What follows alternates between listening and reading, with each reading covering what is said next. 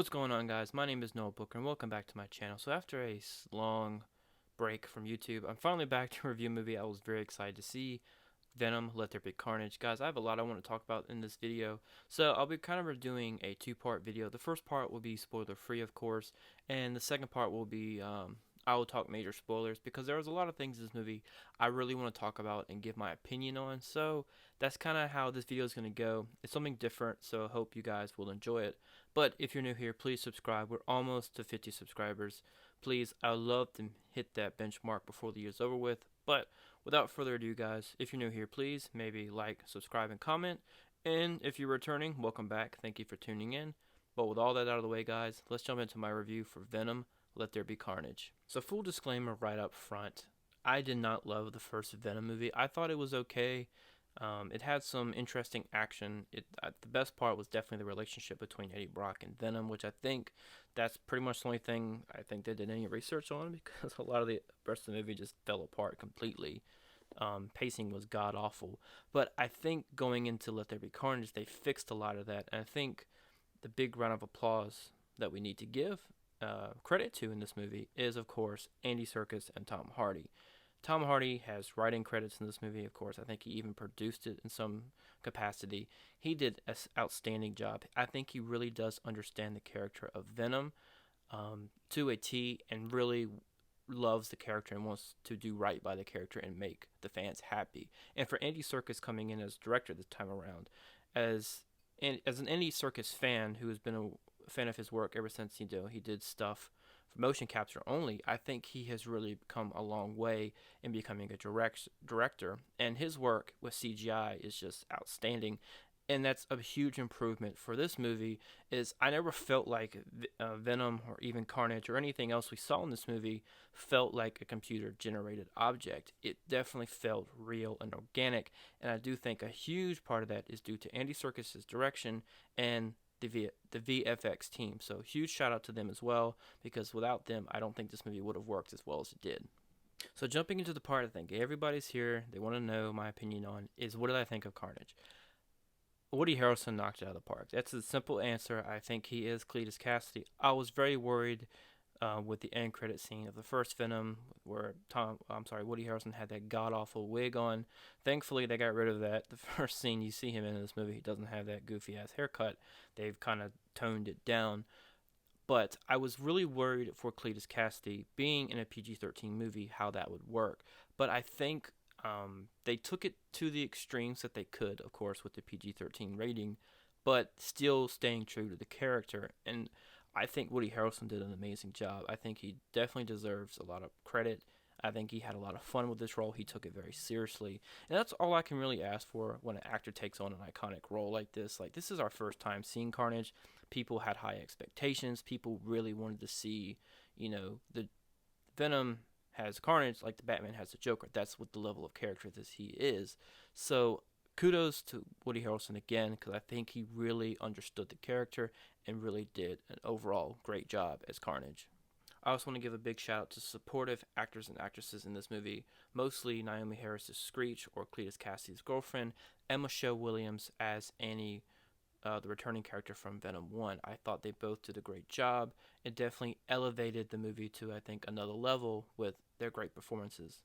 One of the biggest things I saw people really worried about before the movie came out was that runtime. With it only being an hour and 37 minutes, people were worried that we would not get a lot of screen time for Carnage. The movie would feel very rushed and stuff of that nature. And I will say this movie's pacing is fast paced. It doesn't really give you time to breathe for any scene in this movie whatsoever. But I do think the runtime actually was good. I think they got in and got out, and you got what you needed in this movie without, bogging it down with extra scenes. I felt like every scene deserved to be there, and I think every scene was meaningful. So I didn't mind the runtime. I know some people may be still upset about it being less than 2 hours. I would have loved to see a 2 hour plus Venom movie. I think we still might get it eventually, fingers crossed. But I think the runtime is not something you should worry about, because I do think the movie has really good pacing overall.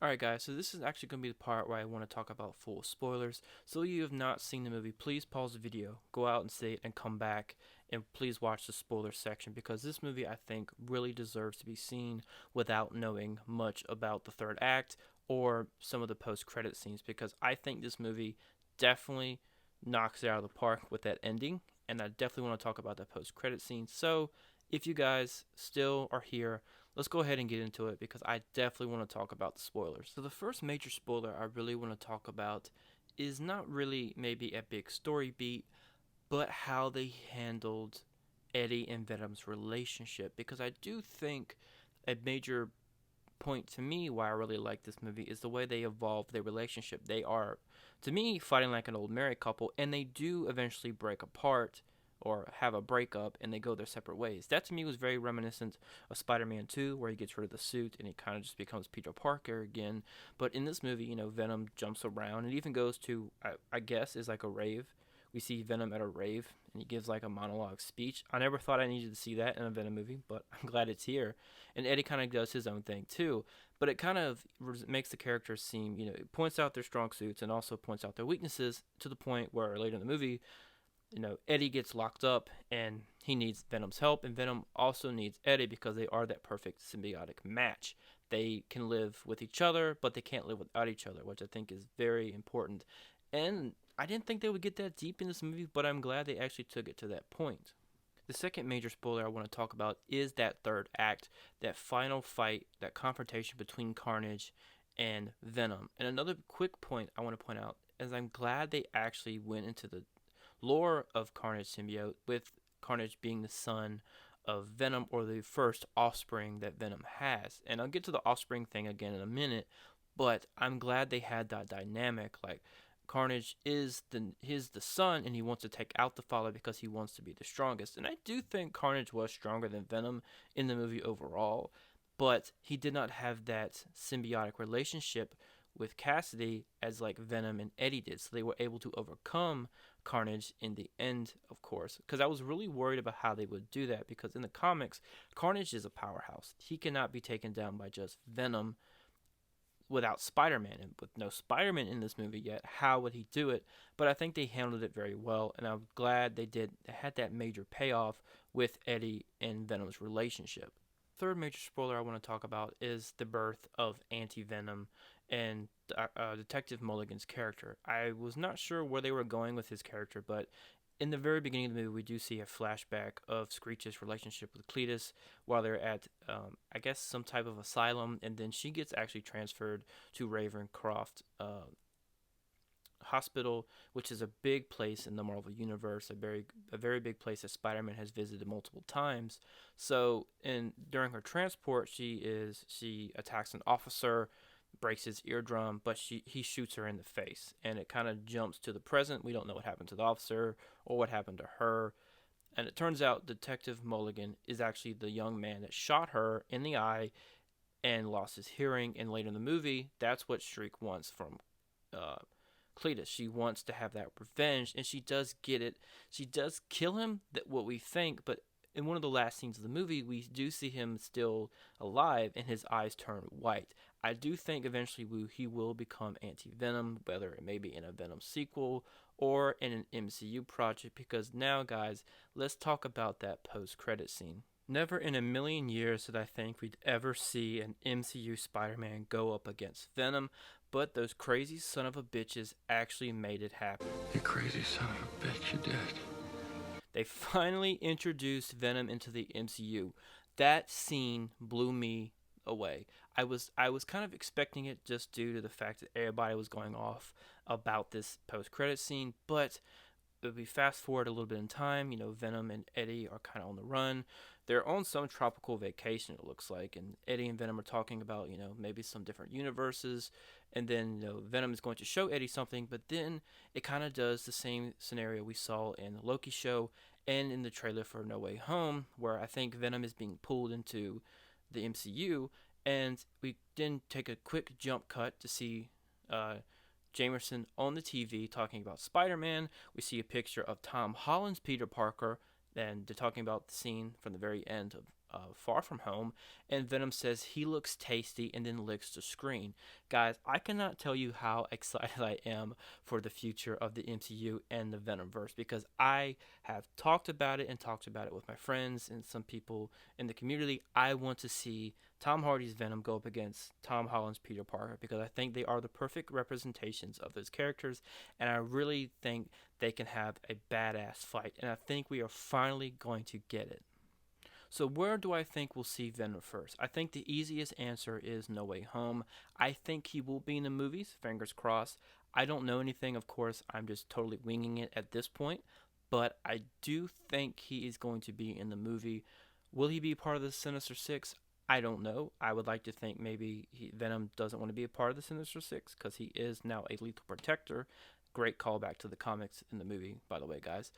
But I think he might work with Spider-Man in this movie, maybe. There is a scene in the trailer where a big creature punches a wall, but I still think that is Lizard. I don't think they would have shown us anything or any inkling that could resemble Venom in the trailer, because we would have just blown that out of the water because they were saving it for this post-credit scene. But I do think, part of me thinks that black sorcerer suit that we saw in the Hot Toys figure and some of the merchandise for Spider-Man, I think that might just be a fake. I think the real suit might be the symbiote suit, and maybe Venom attaches himself to Peter, or Eddie is like, hey, you need help, we're going to help you, you're not a bad guy, and that maybe Venom will help Spider-Man in this movie along with the other two Spider-Men. Who knows? That's what I would like to see. And then maybe Peter Parker can help Venom in Venom 3 fight Anti-Venom. The possibilities, like I said, are really endless with the multiverse. And thank God Kevin Feige and Sony finally got it figured out to where they could bring Eddie Brock and Venom into the MCU, because this, to me, it has me the most hyped I think I can be for a Marvel project ever. So guys, that is my review for Venom Let There Be Carnage. I absolutely adored this movie. I think it might be in my top 5 Marvel movies of all time now. It's that good to me. I don't know. I think the Venom movies are kind of like Fast and Furious of the Marvel universe. They're big, dumb, fun popcorn movies, and I just love that. But that's all I'm going to have for you guys today. So if, like I said, if you're new here, maybe leave a like, comment, and subscribe. And if you're not new and you're a subscriber of mine, welcome back. But like I said, we are on the road to 50 subscribers. I would love to meet that before the end of the year. But without further ado, guys, I'm going to get up out of here. Hope you guys have a wonderful day, a great weekend. And like I always say, be good people, and remember, We are Venom.